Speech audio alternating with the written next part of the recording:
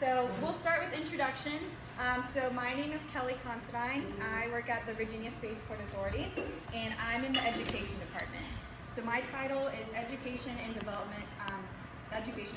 Development Specialist. So a little of a mouthful, but basically what it is, anything student related, student programs, student outreach, student involvement, that's what I'm involved in.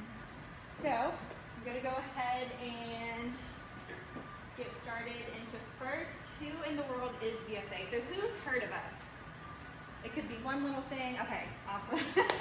Well, good. At least you guys, so you guys have heard of us. How much do you guys know? Feel free to just like shout it out. Interned with you guys for You sure did. Yep. Probably rockets. That's probably like the general of what you guys know about us. But to dive a little deeper, so VSA, the Virginia Spaceport Authority, we're a political subdivision of the Commonwealth of Virginia. What in the world does that mean? So basically it means that we have a foot in the government world and we also have a foot in the commercial world, which is cool for multiple reasons. We get to learn both sides of it, so you can see how a government side of the spaceport works and also how a commercial spaceport works, because we get to be involved in both of those and work with both of those customers. And we own Mars. So Mars is the Mid-Atlantic Regional Spaceport. So that's where we have all of our facilities out there, and it's only about 30 minutes north of here. We have our headquarters in Norfolk. Most people aren't aware of that. We actually started out in Norfolk from ODU. But we have our headquarters there where about 10 to 12 employees work, most admin roles. That's where me and Sydney, the education team, works out of. But of course, you're going to imagine most of our employees work at the actual spaceport. So we are a tenant on NASA Goddard's flight facility. I like to make this point, we are not NASA. The only affiliation we have with NASA is, like it says there, we're a tenant. So they own the land, we rent the land from them. Other than that, all our facilities, all our operations, that is all us. And the spaceport is licensed by the FAA for vertical launches to the orbit. Why is that important? That makes us a national asset. So we are a backup to the Cape Charles in Florida. So we are backup to them for the nation.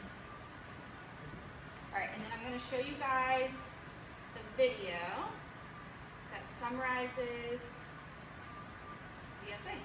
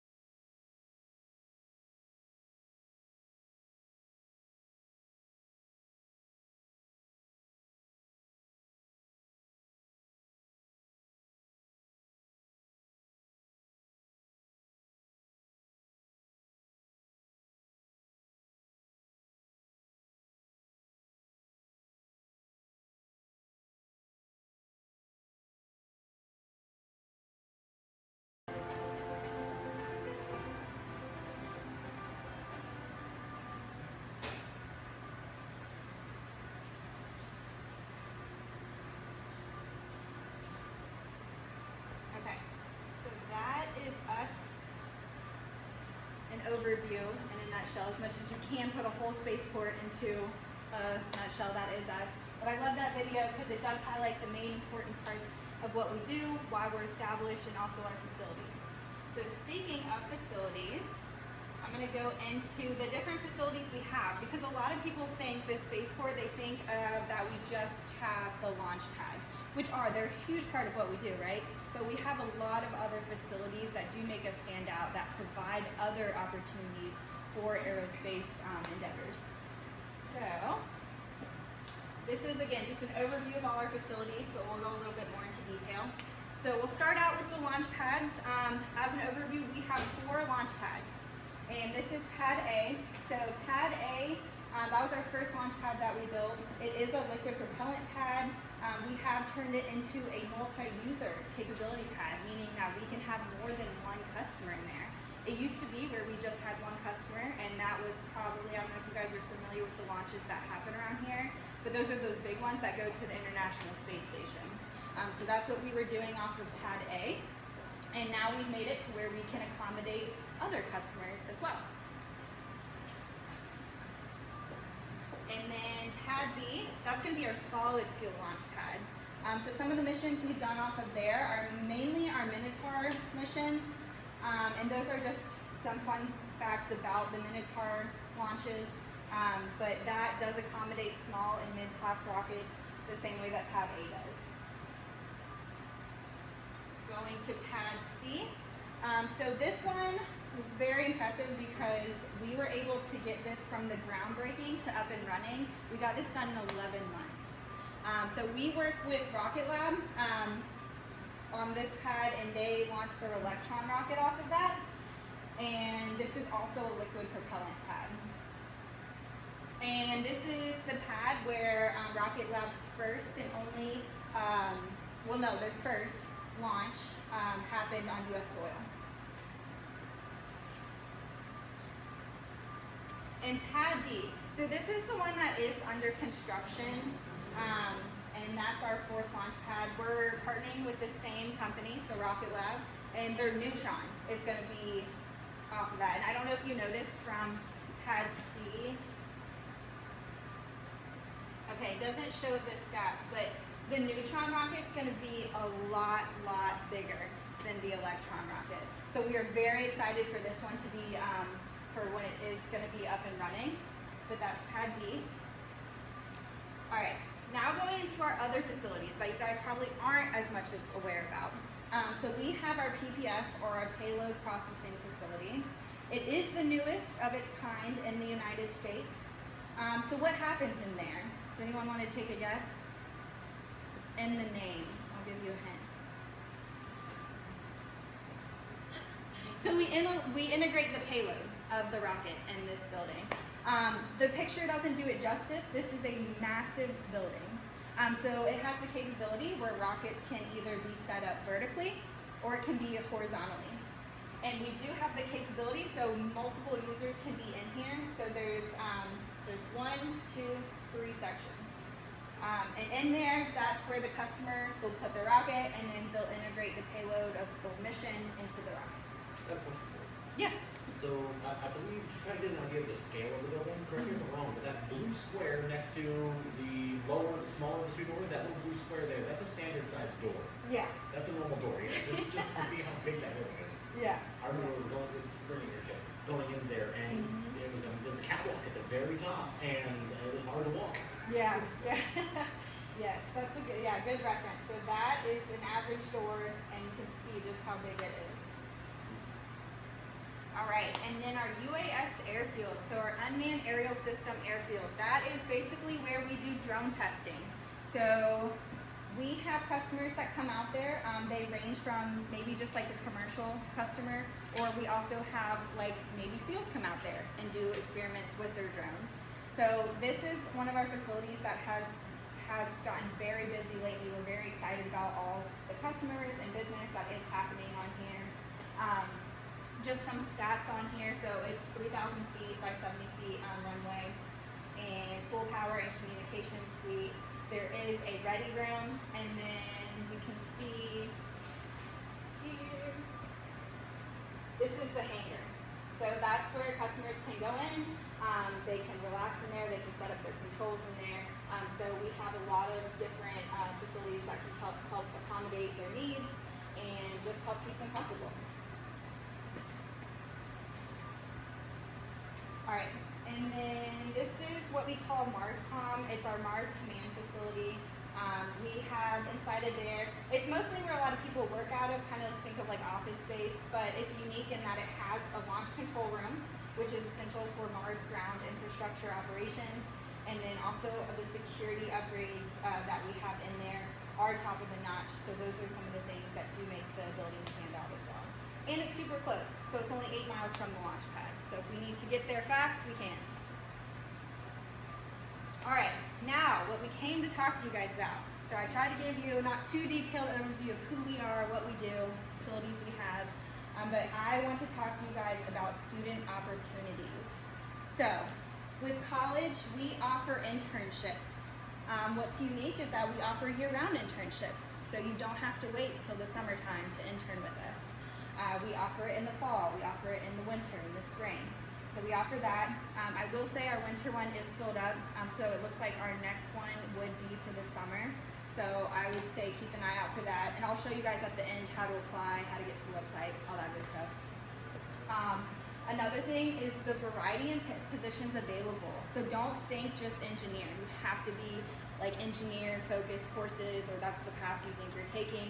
No, we have a ton of different intern positions available that range from, we've done finance interns, we've done IT interns, security interns, quality and safety interns. So whatever course you are taking or something that maybe you see yourself interested in the future, we probably have that internship position available. And what everyone is looking for, it's paid. So our internship is paid. We do that, and also for people who, because we've had people who come from out of state or they're just far away, we do help with housing stipend if necessary. So we offer that as well. And it's such a valuable experience, not only for you guys, but for us as well. Just getting that experience, that hands-on learning activity. We're not going to actually like put you guys in a corner in a computer the whole internship. You guys are going to be working on what the company itself is working on. And that's what I like the most about it, because I've heard those horror stories of where interns are just kind of put in the back and forgot about, but that's not going to be the case here. Like, you guys are going to be, it's a very hands-on, you're very involved, you're working on the same thing that we're working on. And a statistic that we are very proud of is that 20% of our workforce are past interns. And that's very big, and that's really impressive for, especially an aerospace company, having that. You can just see the amount that we do value our interns. That conversion rate from intern to career is there at our company. And so we have a couple students, or not students, employees who are past ESCC students. So one of our mission managers, she was an ESCC graduate, and she now works for us. We also have our external relations specialist. He was, no, I got that confused, no, our facilities manager, he was an ESCC graduate. All right, and then just some stats on the diversity at VSA. So we do have 30% women that work at VSA. We have people of color in key leadership positions, and I think you guys saw in the video, so our CEO, he's one. And then we have various degree levels. So a lot of people have that misconception going into interning with us, or just the opportunities, that you have to be on a 4-year path, that you have to have that advanced, level of education, but you don't. So we have so many different needs at the spaceports, and we have people in various positions and that have the different degree levels that range from GEDs to PhDs. So if you're getting a certificate, if you're getting an associate's, that's okay. We have employees that are doing that. And I'm gonna skip that one. Okay. Now we're gonna get to the part where I wanna hear from you guys. Because I know I just spit a lot of information at you guys, but from that information I gave, what questions popped up, or statements, concerns, anything like that? I'm just gonna plant one that you're probably waiting for. Okay. Which is, where would you go to try to get to? Thank you. Yes. Okay. So our website is our most valuable tool for where you can get all this information. Because again, I get it, it's a lot of information at once, but where you're going to want to go, it's real easy, it's just vaspace.org. Okay, and then you can see at the top we have a whole education section.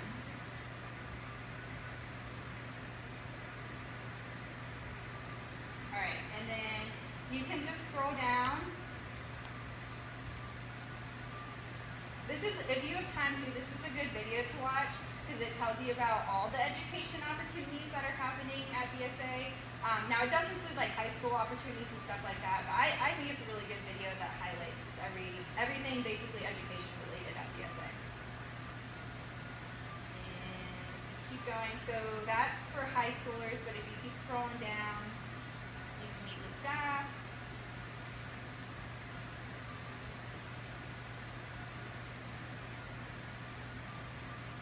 Here, okay, so here's where you guys want to go. So, about halfway down the page, the internship program summary, and then you go here.